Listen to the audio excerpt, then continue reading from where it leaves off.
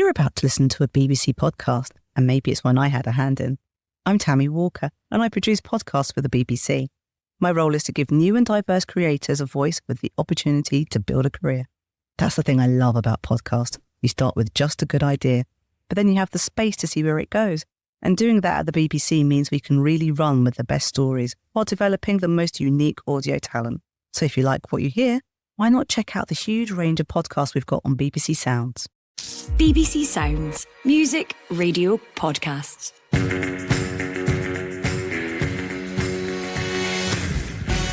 Hello and welcome to the Scottish Football Podcast. I'm Amy Canavan, and as we record, it's freezing cold outside. But don't worry, because we've got some hot takes to keep you warm through the winter break. We're publishing mid-season report cards for all 12 top-flight teams that will tell you all you need to know about where they are and how they got there. And this episode is dedicated to the side currently sitting in 6th place, Hibernian. Lafondra! Stunning goal from Adam Lafondra! Johan trying to get in, he's in, he scored! Johan rifles the ball past Sander Clark! Stevenson, Lafondra's touch, turns, collects, across goal! And Dylan Finter announces himself at Easter Road! This is the Scottish Football Podcast from BBC Sport Scotland. Joining me to discuss all things Hibs is former midfielder Kevin Thomson, who had 3 stints in Leith, and Gordon Smart, journalist, broadcaster and a decent enough Hibs fan. Now, we are having this discussion the other day. When does wishing a Happy New Year just become silly and borderline annoying, boys? No. Suits me. Right, lots to get through with Kevin and Gordon, but first let's quickly reminisce about the Hibs season so far. Marshall spilled it. Oh, it's an absolute howler from David Marshall, and a real gift for Jean-Luc Soudre to tap in and give Escaldes a 2-goal advantage. It was disappointing, wasn't it? I don't want to give excuses because we just weren't good enough. Well, Vita's got support in the middle from Deutsch. He doesn't need it. Oh my word, Livingston are in. Oh, what a finish. 3-1 Livingston. Game over. Good night, Vienna. To Sport and Hibernian have sacked manager Lee Johnson after 5 defeats in 9 games this season. To be here today, I'm really proud to be here and looking forward to the journey ahead. Oh, here's a chance! Got to be! And it is! What a brilliant goal! That is for Hibs. Dylan Venter heading for the byline, turns it back, and Hibs are back in front here. Civic doesn't get on, there's another chance, another goal! Johan scores again! Jair Tavares, big chance this for Hibs. He's inside the box, and he scores! Bojanowski, left-footed, scores!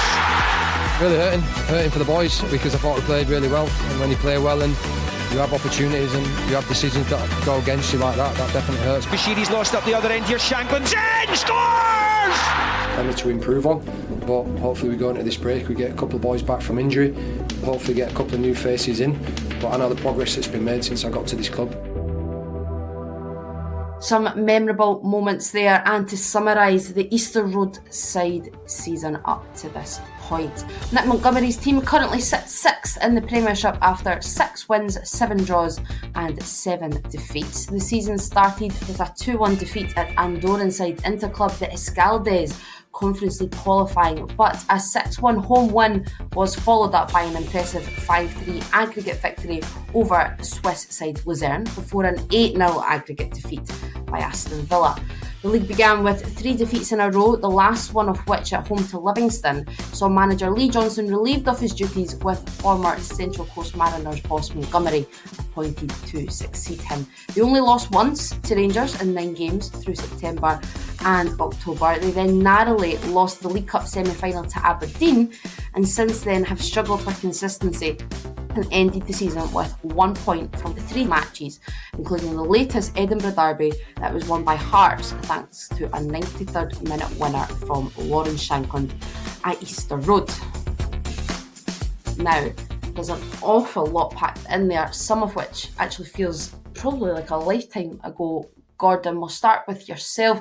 How would you best sum up the season so far for Hibs? All the highs and all the lows of it. I don't think there are any particular, like you mentioned the European result there, that was quite good. Coming back from 2-0 down against Hearts was exciting, but it just feels like much of a muchness to me. I think Nick Montgomery really needs a transfer window to bring in some players, and there's big question marks about whether there's going to be a big investment from Bill Foley. That's going to change things if it does happen, but how many times have we been down that road with football in Scotland before? So I think, the jury's out. I don't think you can really judge Nick Montgomery until he's made some of his own signings. I think he's done a pretty good job of steadying the ship. I was miserable under Lee Johnson, really fell out of love with Hibs. Brian McDermott's brought in another manager. So, he's done a reasonable job. But, when you mention the statistics there and the results, it's not something I'd be shouting about, really. So January's going to be a big month for Montgomery. Hibs fans are quite impatient, I think, quite restless. I think we probably need a centre-back at least, a midfield general and a striker. All the boys I speak to, like the Long Bangers boys, pretty unhappy. A few other a few other big Hibs fans that I speak to regularly. Everyone's just kind of waiting to see what happens in January this month, and we'll make a decision later on. But I think we could still finish fourth. I don't think there's a great deal between all the teams after Rangers and Celtic, really. There's a lot still to play for. But I think the big investments, the thing most Hibs fans are thinking about right now. Gordon kind of mentions it there, Kevin. It was really about trying to get Hibs back on track after that kind of dismal start. Do you think they've managed to somewhat do that under Nick Montgomery? All my mates that go every week, or I think off the back of Lee Johnson, I'll probably give Nick Montgomery a wee bit credit in the bank just because they were a bit bemused in the end, obviously, with Lee. I think Nick's coming and steadied the ship. I kind of agree with Gordon. I think the oomph, the excitement as a Hibs fan is probably one that, listen, I've got two kids that go every week, season ticket holders, and they're typical, I tell them it's life of being a Hibbie coming back for Easter Road and being a wee bit disappointed, but they give me the rundown, of every week, player to player. 11 and 13, they've got quite a big opinion. But I think for me, looking from an outside in, is the inconsistency. I think for the Hibs team is I marked down a few games. Obviously, my wee pad in front of me. I think his first game going away to Killie, difficult place to go, 2-0 up, draw 2-2. They've been at home to Ross County, 2-0 up, draw 2-2.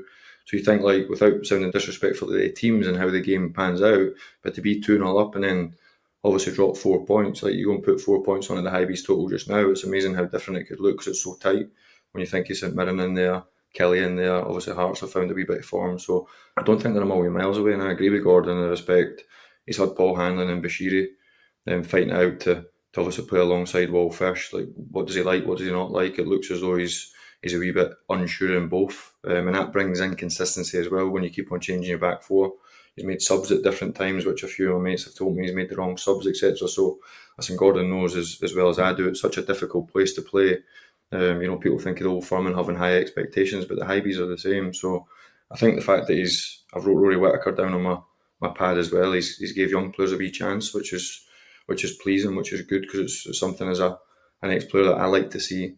But the harsh reality is the Hibs want to see a team on the pitch winning and competing at the top end of the league. And at the moment, we're probably, as Gordon says, in anticipation to see how January's going to look for him. Is that the word then, Gordon? Is it inconsistent? Yeah, it's a good way to sum it up, isn't it? I think I worry about Will Fish going back to Manchester United. I know that Darren Fletcher thinks an awful lot of him, so how long we can keep hold of him. And if he does leave Hibs, we've got a really big problem at the back. Kevin mentions it there. Every week I see the team sheet drop. I'm not entirely sure who's going to be playing in the back four, and it's the consistent problem for the manager is what to do with Paul Hanlon and Lewis Stevenson. We love them so much, but it just goes to show how good they are as players that they still get a fairly regular start. But if you're a young player, you should really be taking the chance now to be playing every week with those boys on the bench to come on to steady the ship later on, I think. So, yeah, inconsistency. I mean, I think our star players probably Joe Newell or Ellie Ewan, and even Ellie Ewan's been a bit inconsistent recently. So that's the word, inconsistent. I'm really gutted about Martin Boyle. He's one of my favourite players, and he's been quite quiet. So I wonder what's going on there. I hear great things about Nick Montgomery and the players like him, but you do wonder what's happening a wee bit with Martin Boyle. I wonder if he's got one eye on other things.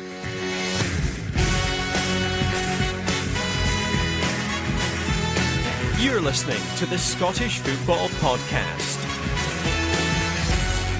Let's get on to the personnel then, and we'll take a little bit of a deep dive into the squad and who's been perhaps a standout and perhaps not quite so much losing Kevin Nisbet in the summer, was always going to be a very tough player to replace.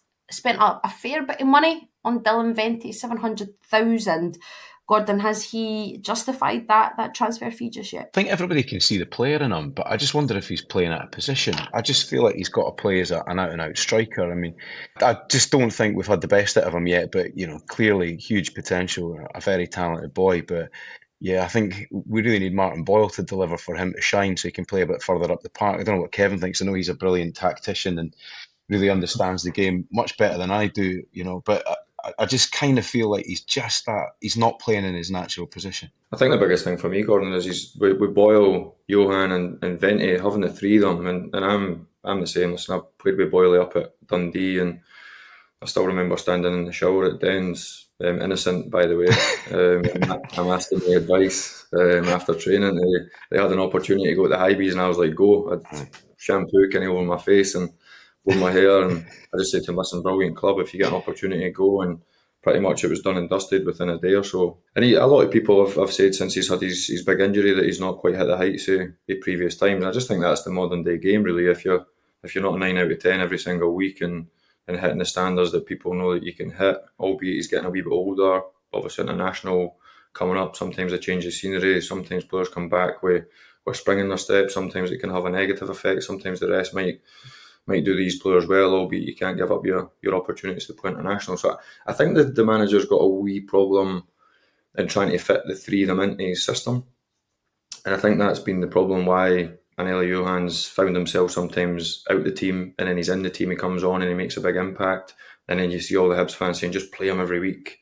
Just play him. And I suppose without sounding disrespectful to the lad or the Hibs, if he was probably as consistent at his brilliant best, we might not see him at Easter Road. So I think the Hibs have been quite cute in signing these players and spending the money they did. Listen, it's not every season that Hibs go and spend excess of £1 million on 2 forward players, albeit they got the money for Nisbet. But normally you would think that they would spend a wee bit less. I do think they're both talented boys. Different, obviously, Johan with blistering speed and off-the-cuff talent, and Vente seems to be more an intricate football player with quite a clever brain, picks up good spaces, and probably the frustration is when he's dropping deeper and not being in between the sticks is maybe why he's not quite getting the chances that he probably is striving, and it would probably put his goal tally further up the chain. So he's I think the manager's spinning plates at the moment, and it goes back to the inconsistency when you're spinning plates. To have that consistency in the players gives you consistency in the team, and then it should give you consistency in results. Like you say, a lot of money was spent during the summer on Vente, Johan, but Dylan Levitt as well. And I think there were certainly sections of fans of a few clubs that were perhaps a little bit jealous that Hibs maybe got Levitt again. Do you think that the system suits Dylan Levitt? I watched him at Dundee United, and a player that I kind of marked down in my wee database as a top football player. I thought if he goes to Hibs, he'll be a proper player, because I know some people get a bit alienated with what's the Hibs way? What do the Hibs fans want? They want exciting attacking football. They want to see the ball going forward quickly. They want to see players that can handle the ball. They like technical players. They like a young player. And listen, everybody could say, well, that's the same for everybody. But I think certain clubs have got different expectations, and fans that have watched their teams over the years have a different idea of what they really love. And I think the Hibs, the faithful, want to see players like Dylan and your Joe Newells handle the ball, move it about quickly, the exciting front players, and Johan, Vente and Boyle at full throttle, do you know what I mean? And really going for teams. And people like Dylan and Joe Newells, they should be shining. I just think, I don't want to disgruntle anyone, but I think the complement of Joe Newell and Dylan is quite unique, because I think they're quite similar. They're both not the most mobile, and that's not a negative, it's just the way they are. Listen, I wasn't the most mobile, but they're both lovely football players, and I just think somebody with a wee bit more brawn and a wee bit more aggression. Listen, he's filtered with Josh Campbell. Hopefully he won't be out for too long. I think I've seen 12 to 14 weeks or something, so he's going to spend time on the sidelines. But Josh Campbell with his legs and his enthusiasm and his running power would really complement they two. I know Jimmy Jego's in there. I know he's filtered with different players, but I certainly think there's a balance needed with these type of players, and they need a certain player to play alongside them to really complement them. Just to bring this wee section to an end on a bit of a high note, you kind of mentioned it, Kevin, and I'm sure we'd done a podcast at the beginning of the season, and obviously given your background, you were quite passionate about the structure at Hibs and the youth system and getting the academy players into the first team and really having that pathway. You mentioned Rory Whittaker there, Gordon, from being within the stands, and again, Kevin did kind of touch on it. That is a real part of the Hibs identity, isn't it? Having that clear pathway for the young players. There's been a lot of love for Whittaker and a few of the other boys have managed to make the bench. But that is one of the perhaps higher points of the season so far. Yeah, definitely. I mean, I remember a wee baldy-faced Kevin Thomson turning up at Easter Road. I'm old enough. And, I remember going to watch the under-21s quite a bit around then because we had such a brilliant young team, I'm going with my father-in-law when he was at Livingston to go, and I remember seeing Stephen Whittaker for the first time thinking, yeah, he's a talented player. And yeah, much the same here. And it's brilliant to see. And I think Hibs have always had a great tradition of that, and it's something that should be encouraged. But there is going to be a bit of a managerial headache, I think, for Montgomery in January, because there are some players coming back. Lafondra will be back. Harry McCurdy, I mean, what a myth that boy is. He's got all the swagger and the haircuts and all that carry on, but he really needs to impress in the next 6 months or he'll be getting pumped out of the club because, he just hasn't done enough for me to match the swagger. So yeah, it's a big 6 months ahead for him. What will be sort of accepted then in the stands, Gordon? You mentioned, there's that steadying of the ship that has kind of been done. Is it okay to just say that, right, this has to be kind of written off as just a transitional season, get through it, then let Nick Montgomery have a summer, or is there still a potential of success? What would constitute success? There are a couple of things that I think you'll have to avoid. I mean, I don't know if you remember the St Johnstone game where we didn't have a shot on goal and we lost. That's not going to keep the fans on side. And again, that Viaplay semi at Hampden, that defeat was a painful one that the fans will want to forget quite quickly. And then obviously not dwelling on it too much, but when Lawrence Shanklin suddenly turns into Wayne Rooney in the 94th minute of a game isn't great either. But, I've got a 14-year-old laddie who's at that point where hanging about with his pals and doing other stuff. It's the first time he's turned down going to a game with me this year. So I need Nick Montgomery to sort it sharpish before I lose him to vaping and Tennant's lager, So it's an important time. But Kevin's been in an interesting position on this one because as a manager, if you can get the best out of players you've inherited, I think fans take notice of that. If you see players that haven't quite been on form and he suddenly gets something out of them, gets a song out of them, that's brilliant. And there are some talented players there, when you look at it on paper. So that, I think that would win the fans over. And then blending in youth, that's another thing that will get the fans on side. And like I say, avoiding no shots on goal moments. That's not what you want to go. Especially at this time of year, right? When it's dark and it's miserable, it's January and February, you're freezing your nuts off in the stand. You want something to excite you as a Hibs fan. And I do think back to those magical times when Kevin was playing for us. It was great going along every week because you felt like you were going to see an attractive brand of football from players who really, you've got the sense, liked playing with each other. I think that's the key. And from what I gather, Kevin might know better from the players he knows, but it sounds to me like he's got the dressing room on side. So, yeah, kicking on in the next 6 months and getting the best out of those players who are clearly talented will be a way to win over the stands. I think that word, Amy, that you mentioned right at the start there when you said to Gordon that okay is probably the word that you don't want as a Hibie. Okay is probably not enough. Is okay being okay? Not probably not.